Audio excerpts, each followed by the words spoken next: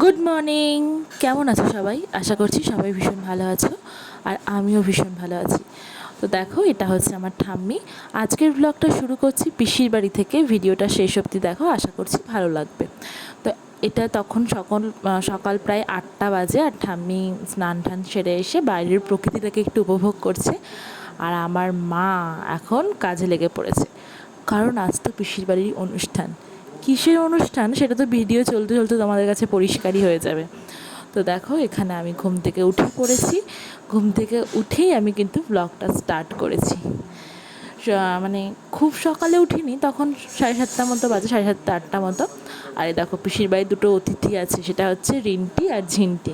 দুজনে বসে বসে ওরাও সকালের প্রকৃতিটাকে উপভোগ করছে। আর এটা হচ্ছে পিসিদের বাড়ির বাইরের উঠোন। এটা আমি দোতলা থেকে, আর এটা হচ্ছে ভেতরের উঠোন। তো যাই হোক, আজকের ব্লগটা কিন্তু শেষ অবধি দেখো। আর তোমাদের সবাইকে স্বাগতম আমার পিকুস ওয়ার্ল্ডে। আর এখানে কিন্তু রান্না করার তড়িজড়ি একদম শুরু হয়ে গেছে সকাল থেকেই। কারণ আজকে দুপুরে অনুষ্ঠান নয়, দুপুরে মানে আমরা বাড়ির কজন আছি তারাও তো খাওয়া দাওয়া করব। তো তাই জন্য ওই গরমে রান্না করতে সবারই অনেক কষ্ট হবে, তাছাড়া বাড়ির আরও অনেক কাজ থাকে। তো তাই জন্য, আর এখানে আমার মা লেগে পড়েছে আটা মাখতে। মা বলছে, মা আমার দিকে কটমট করে তাকিয়েছে, এই সকালবেলা উঠেই তুই একদম ফোন নিয়ে আইছি। না মা, ব্লগ করছি। আর এই যে আমার বড়দিও ঘুম থেকে উঠে পড়েছে আমার সাথে সাথে। আমার পিসেমশাই বসে আছে, ঘর বাড়ির অবস্থা একদম বিধি খিচ্ছিরি। এই যে আমার দিদি হচ্ছে বিছানা গোছাচ্ছে। তো তারপরে চলো, গল্প করতে করতে তোমাদের সাথে একটু চাটা খেয়ে নেওয়া যাক। আমার দুধ চা খেতেই খুব ভালো লাগে, কারণ আমার লিকার চাটা খেলে না মনে হয় যেন গরম জল খাচ্ছি। জানি শরীরের পক্ষে মানে ক্ষতিকর, বা শরীরের পক্ষে মানে সব থেকে ভালো হচ্ছে লিকার চা, কিন্তু আমার পার্সোনালি ভালো লাগে হচ্ছে দুধ চা। তো চা খেতে খেতে আমিও একটু বাইরের প্রকৃতিটাকে উপভোগ করছিলাম। তারপরে এখানে সবাই একসাথে বসে চা খাচ্ছিলাম। দিদি, আমি, ঠাম্মি সবাই একসাথে বসে বসে চা খাচ্ছিলাম। ঠাম্মি বলছে, কি তুই আমার কি ভিডিও করছিস? আমি বলছি, হ্যাঁ হ্যাঁ, তোমারও ভিডিও করছি। বলছে, আমি সাজিগুজি নিয়ে এসে, হ্যাঁ কী আছে। তারপর চা খাওয়ার পরেই চলে এলো গরম গরম লুচি আর আলু ফুলকপির তরকারি। এটাই ছিল সেদিনকার আমাদের সকালের ব্রেকফাস্ট।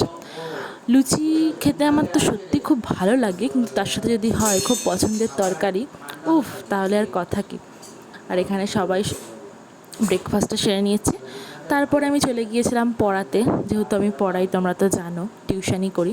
তো তারপরে এখানে আমার এসে দেখি মা সব দুপুরের অ্যারেঞ্জমেন্ট করছে। স্যালাডটা কিন্তু মা ডেকোরেশন করেছে। আর এদিকে আমার ভাই মুখ দেখাবে না। ভাইকে বলছি, ভাই মুখটা দেখা, কিছুতেই দেখাবে না। আর এখানে এই কাকুটা আর এই দিদাটা বসে বসে কাজ করছিল।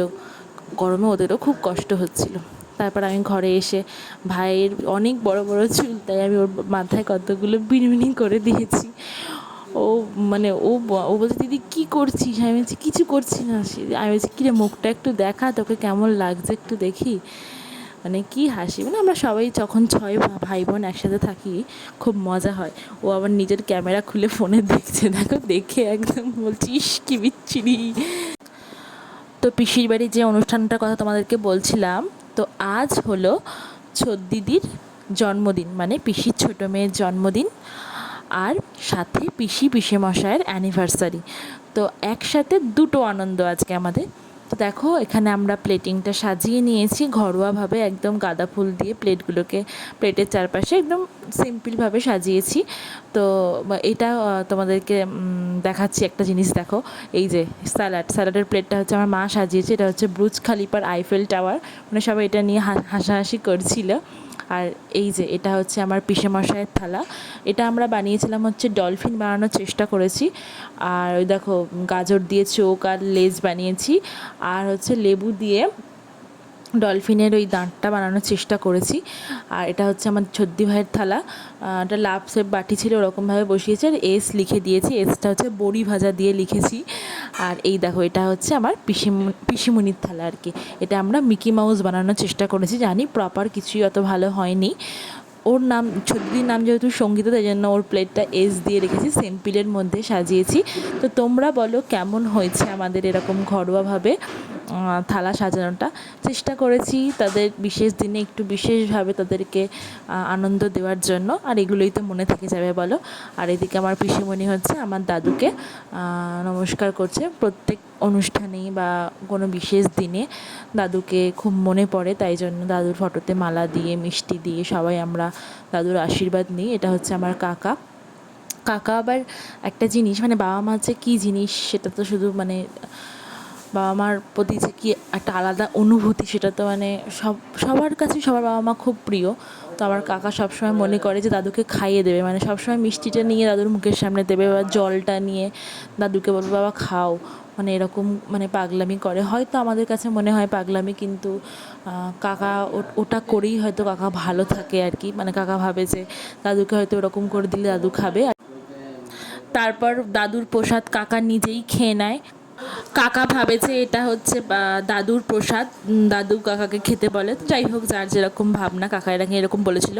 তারপর দিদির আশীর্বাদ পর্ব শুরু হয়ে গেছে। পিসি আশীর্বাদ করলো, তারপরে আমার ঠাম্মি, আর ওর সম্পর্কে দিদা হয়, এটা আমার ঠাম্মি। তো দিদা ওকে ওর দিদা আশীর্বাদ করলো। তারপর এটা হচ্ছে ওর ঠাম্মি, ওর নিজের ঠাম্মি।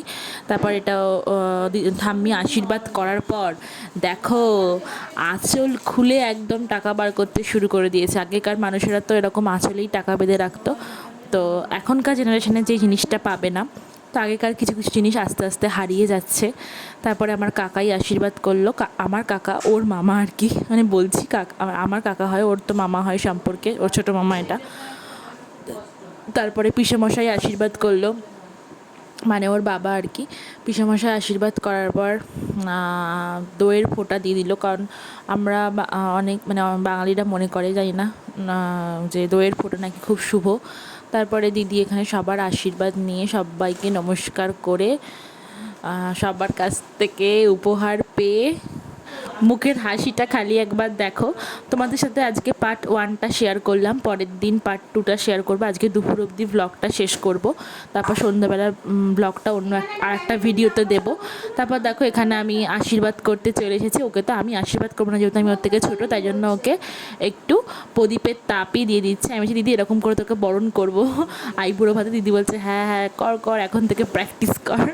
তো যাই হোক, তারপর দিদিকে একটু পায়েস খাইয়ে দিলাম।